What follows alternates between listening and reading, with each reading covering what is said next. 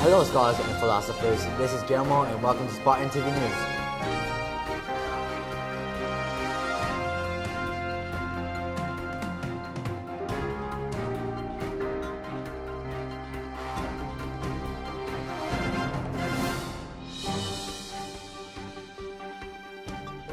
Now for our first story.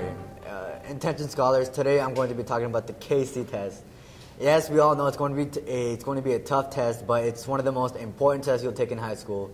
One of the reasons why it's important is because you'll be able to graduate, and without it, your choice in having a job is little to none. And the second reason is if you don't pass, your electives are going to be taken away, which means more math, language arts, and more science. No more art, and even the sports are gone. And I'm a believer, I'm into study, and I work my hardest to pass the KC. Are you with me? And speaking of the KC, let's check out what the scholars have to say about the KC. Here's Evan with the report. Hello, I'm Aaron Flores, reporting for Spartan TV News. We're here at the Winter Recognition Rally, and I'm here to ask scholars two questions. There's a lot of kids. All right, so what is a KC? It's California exit exam to help you graduate high school, and it also prepares you for college. Okay, and what do you do to prepare for the KC? You study English and take preparation tests, and you study for your math as well, and just study with the group. All right, thank you for the questions or answers. Yeah, it's what students need to do to pass high school. It's an exam, and if you fail it, you got to retake it again. Okay, and what do you do to prepare for the KC? Well, the KC is usually based on subjects that you learn in 7th grade or 8th grade. So what you can do is see other teachers and take tutoring, or they have KC tutoring also. Well, thank you for answering my questions, and hope you have fun at the rally. Okay, so what's the KC to you? The KC to me is a ticket out of high school. Are you ready? So what is a KC? The KC is the California High School exit exam. Okay, and what do you do to get prepared for the KC? Study as hard as you can, whenever you can. Weekends, when you're not doing anything, I hope. As a freshman, are you going to be nervous to do it next year? Yeah, I'm going to be nervous, but I'm going to try as hard as I can, Okay, well, thank you for answering my questions. Thank you, Aaron, for that report. Just a reminder, Speech and Debate Club meets the first Wednesday during B Lunch and Room B105. Don't miss it. Crystal. Thank you, Yermo. Scholars, be a part of Spartan history. The Spartan Shield yearbook will cover the greatest moments and memories of our historic first year with hundreds of photos and stories about academic accomplishments, clubs, activities, sports, special events, and class history. The yearbook is special, and I'm sure you will not be happy if you do not get your own copy. Just a reminder that the planned test for all 10th graders will be February 16, 2011. You can sign up for the planned test at the bookkeeper's window. It will cost $15, and the deadline to sign up is on February 14th. And now let's take a look at this week's Spartan Book Minute.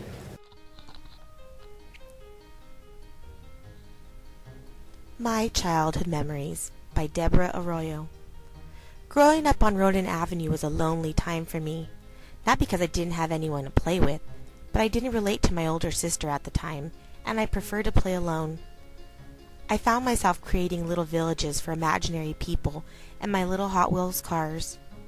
In the front of my yard was a large dirt patch that I slowly transformed into a little car village. In my village, the people were rich, quite opposite of what we were. We were very poor. In the village, they drove Corvettes and Porsches. I imagined I was one of them behind the wheel of those fancy cars. I grew up in Northern California in a small town called Gilroy. The only thing we were known for is garlic. Gilroy is the garlic capital of the world.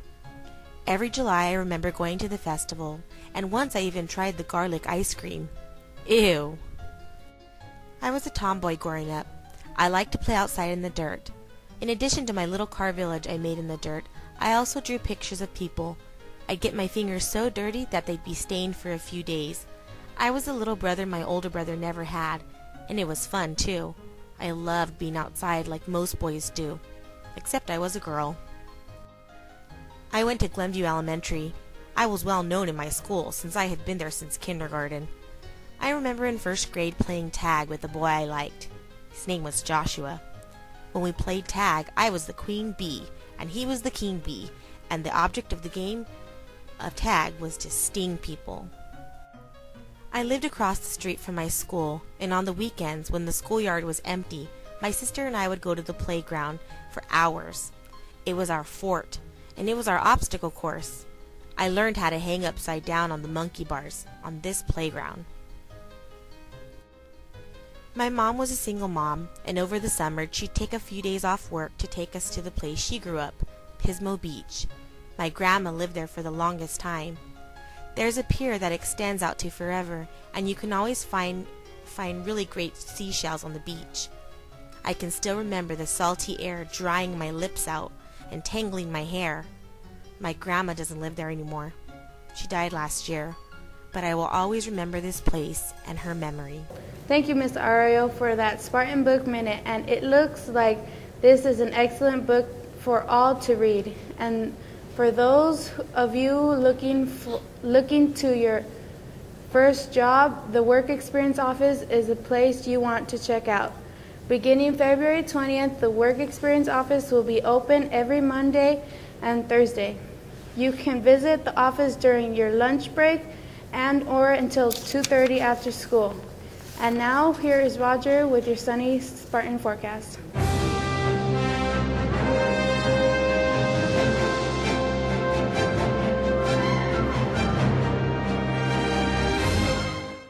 Thank you, Crystal, and hello, Drupa Hills. Here's your weather. This week is going to be mostly sunny. It'll be in the high 60s to low 70s all week, so put those shorts and suntan lotion on. It's a good week to go to the beach or even swimming. And now it's time for some entertainment. Honk the Musical, inspired by The Ugly Duckling, is fast approaching, and you don't want to miss it. It's going to be great, and it's going to be the first play in our brand new auditorium. So buy your tickets today before they're all gone. And don't forget about the Grammys, folks. You can catch it on CBS, 8 p.m. Eastern Standard Pacific Standard Time. February 13th, see what new artists and old artists will perform and take home the coveted statue. That's it. I'm Roger, and back to you, Crystal. Thank you, Roger. Guillermo, will you know who will be performing at this year's annual Grammy Awards? Honestly, I really don't know, but I heard one of the new artists will be Drake, and that's pretty much all I've heard. And what about you, Roger? You heard any new artists? I only heard Drake, but I heard he's pretty good. I've heard that too. And what do you think, Crystal? Well, I guess we'll have to find out and see. And now for some international news. Tension continues to mount as people of Egypt want to oust their current government officials, including their president. The military in Egypt says that the order of people's demands are to guarantee freedom with expression. But with the statement of the military, it is encouraging those who are protesting to go home. And now here's Israel with your Spartan Sports Shorts.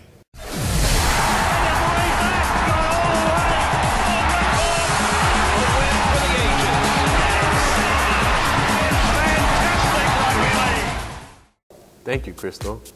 And hello, Spartans. Let's see what's going on in Spartan sports. Boys varsity basketball has a record of 0-6. Their most recent league game was a loss to Rubidoux with the score of 62-47. Their next game will be against Notre Dame Riverside and Citrus Valley. We're hopeful they will come out on top. The girls varsity basketball record is 0-6 with their most recent loss being to Rubidoux 51-31. We look forward to them winning their next league game since their roster is intact again with Rajane Anderson, who was thought to be out for the season, but was given the okay by her doctors to play their next game at Rubidoux. So good luck, Rajane. We're excited for your return. Now, for your boys varsity soccer. Their most recent game was a loss to Rubidoux 2-6. But in good news, they have earned their first league win against Rim of the World with the final score of 2-1. Way to go, boys soccer. Their next two games will be tough, against Notre Dame Riverside and Citrus Valley, but they are up for the challenge. And now, here's your Spartan scoreboard.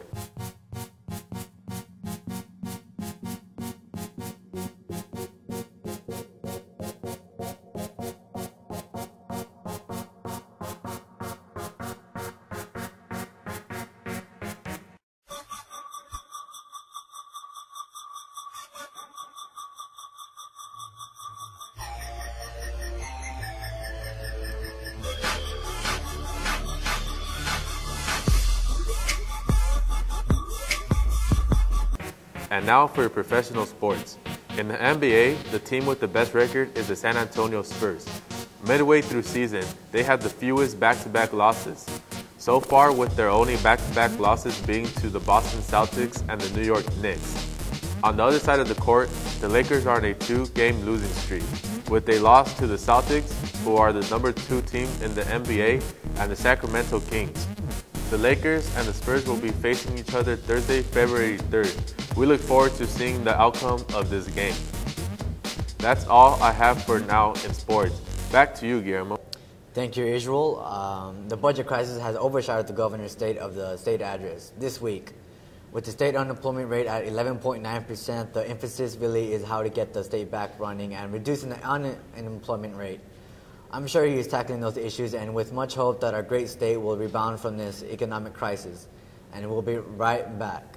We're going to talk about visualizing goals. Okay? Visualizing means you can close your eyes, or when you lay down at night to go to sleep and you think about your path to success, to college, you are visualizing where you're going to be. Okay? Some of you don't do that.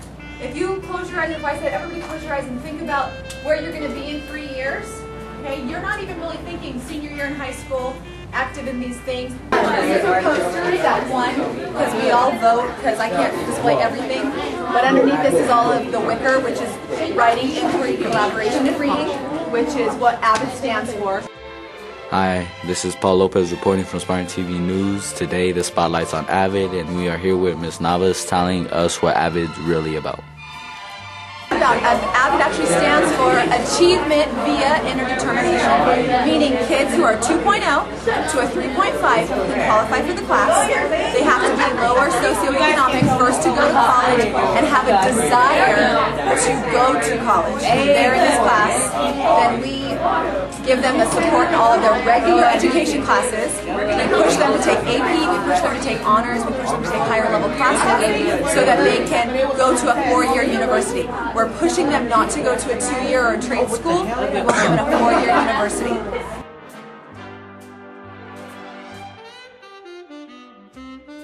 And that's going to do it for today's show. We know you have a choice in news, and we are glad you chose Spartan TV News, and goodbye.